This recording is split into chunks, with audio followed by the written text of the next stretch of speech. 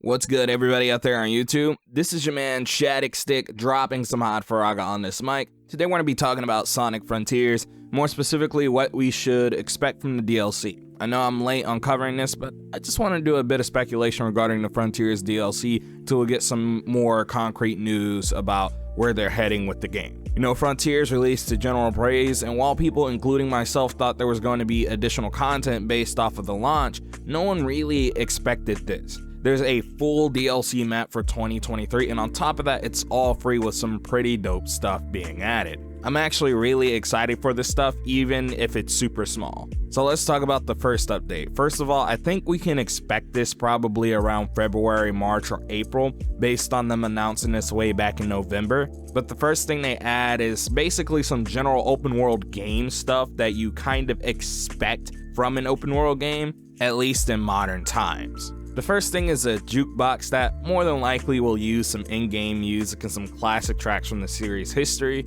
Maybe they continually add to this as, you know, the game gets updates throughout the year with new tracks, both original and old. Honestly, this is something that I think would be a positive addition to the game, considering a lot of the music, at least in the open zone, is pretty ambient. And I know I want to listen to some of those cyberspace bangers in the open world. I can't be the only one.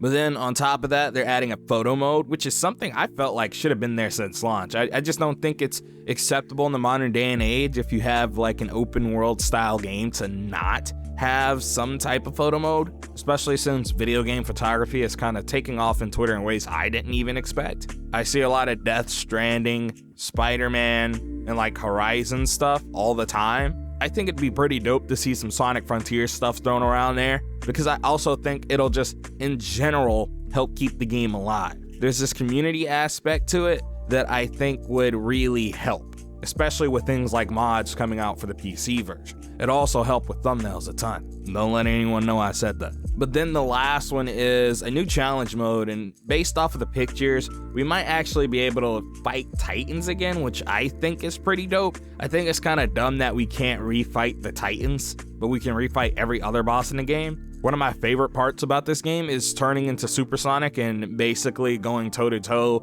with a giant Ava unit. But it also seems like we'll have some combat challenges, again based off of this small little picture here that we have, and that they may or may not add new cyberspace levels or more challenges to existing cyberspace levels, which I think is actually just super dope. Any reason for me to go through these cyberspace levels again is awesome. But that's just the first layer of it all. What about the next section, the next major update? Well, this one adds some more niceties to the open world, but it's also not super huge in scale. The main gameplay component we see is the open zone challenge, which I'm basically thinking this is probably going to be some type of speedrun challenge where you do everything in the open zone or do a lot of tasks in the open zone as fast as possible. I don't know, very Sonic the Hedgehog type of thing. We are also getting Sonic's birthday update, which I honestly don't know what it could be. It's probably going to be a costume with some decorations thrown about in the open zone. But there's also going to be new Coco, which I don't know why that's such an important update if it is not tied to any new gameplay mechanics. Like, honestly, I'm wondering if they're going to add new gameplay mechanics as the game goes on, specifically to Sonic. And at worst, it could just be new styles for the Cocos, but I don't think it's bad. I just don't think it was worth announcing or putting in this update list. But maybe it's linked to the open world challenge. But hey, if you're enjoying this video or enjoy many of the videos on my channel, make sure you're liking and, subbing to the channel. It's free and it helps me out a ton. And if you want to take the extra step and support me monetarily, use the super thanks. It's on every video and it helps out a ton. Also, make sure to follow your boy on Twitter. It's free too. It helps keep you up to date for when I upload. But let's talk about this last update, which is the playable character DLC and more story, which I am insanely hyped for. Especially considering it seems like this is coming out at the end of the year. You know, the second update's obviously coming out around June since it's Sonic's birthday. But I think this last DLC is probably going to come out at the tail end of the year, so Sega has another reason to push Sonic Frontiers. Now, there's quite a few questions that I have. Like, is it more background story for the game itself, or will it connect to the next major Sonic release? There's a lot of stuff that we didn't necessarily see in Sonic Frontiers, for better or worse, or we saw all the important bits. but we didn't really see how Tails, Amy, and Knuckles really responded to things outside of their, interactions with Sonic, which I think is pretty important. Did they do any fighting in cyberspace? They mentioned a myriad of times about experiencing memories of other, ancients and just themselves, with them describing it as basically being stuck in a bad dream.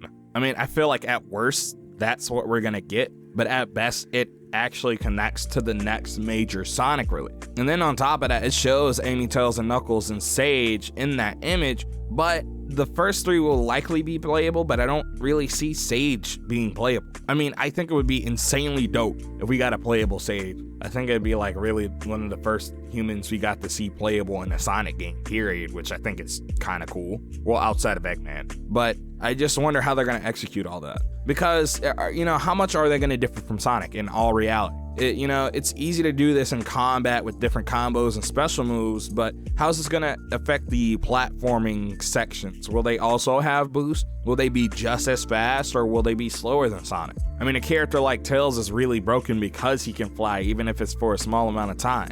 I don't want to get a situation where we're playing Sonic Adventure 1 and Tails' platforming really is dang near non-existent. Amy is super slow and Knuckles is pretty cool.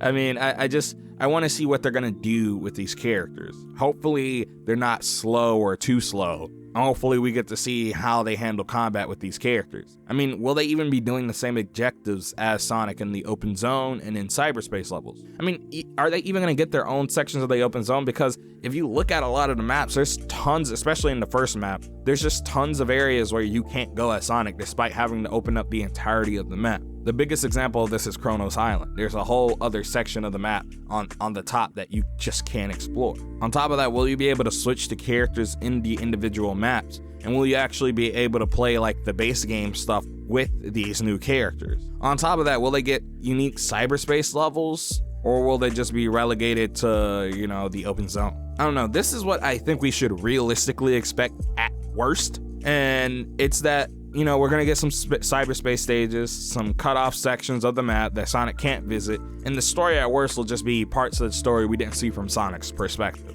It's all free, so I wouldn't complain, but I feel like this could be so much more, and I'm hoping it is so much more. I hope we get to explore the entirety of the game with each character, and that they get either their own open zones or we get to see all of that map open up with that character. I'd also like to be able to use these characters in any level or any open zone as I wish. I know that in particular is a really big ask, but I think it'd be pretty dope. But what are you expecting? What do you think we should expect as Sonic fans and as people who bought the game? And overall, what would you like to see from the Sonic Frontiers DLC? I think it's pretty funny that I kind of predicted that we were going to get playable character DLC way in advance of anybody else, even well before the game came out. And I said this is going to be a way that they realistically keep the game alive. Tell me how you feel in that comment section down below. This has been your man Hastags. Don't forget to comment, like, and subscribe. Remember, Hot Frogger turns to Cold Blizzaga. Chill out some of my other videos. More specifically, go watch my last video on Sonic Frontier. It's a doozy, and I think you'll like it. We're out of here. Peace, and have a good one.